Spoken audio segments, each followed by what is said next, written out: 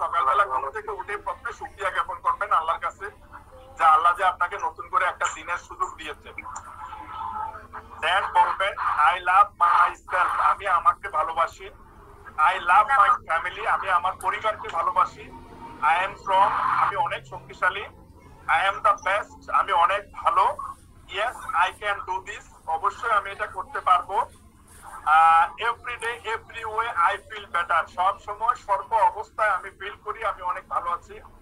I can achieve my dream, আমি আমার স্বপ্নকে বাস্তবায়ন করব। আমার আল্লাহ ইজ অলওয়েজ উইথ মি, আমার আল্লাহ সব সময় আমার সাথে আছে।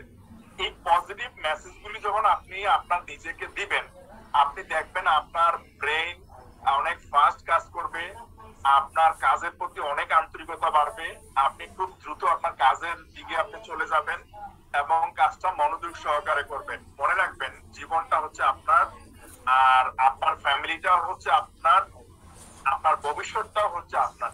যদি আপনি সফল হন, অনেক মানুষ আপনার পাশে থাকবে, অনেক মানুষ আপনাকে ভালোবাসবে, অনেক মানুষ আপনাকে সম্মান করবে। আর যদি আপনি ব্যর্থ থাকেন, তাহলে অনেক মানুষ আপনাকে সম্মান করবে না, অনেক মানুষ আপনার পাশে থাকবে না।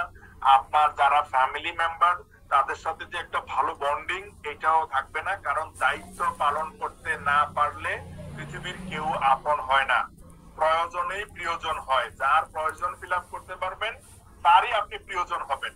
যদি আপনি প্রয়োজন ফিল আপ করতে না পারেন, প্রিয়জন কোনোদিন হবেন না।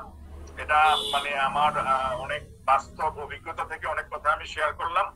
আশা করি আপনারা ভালো থাকবেন। আর হচ্ছে যেহেতু আরো অনেক ট্রেনিং এ অনেকে কথা বলবো, এই জন্য আমি আর ট্রেনিং এর কোনো পয়েন্টে গেলাম না। নেক্সট ইনশাআল্লাহ যদি সুযোগ হয় আপনাদের সাথে আলোচনা করব। Thank you very much. আসসালামু আলাইকুম।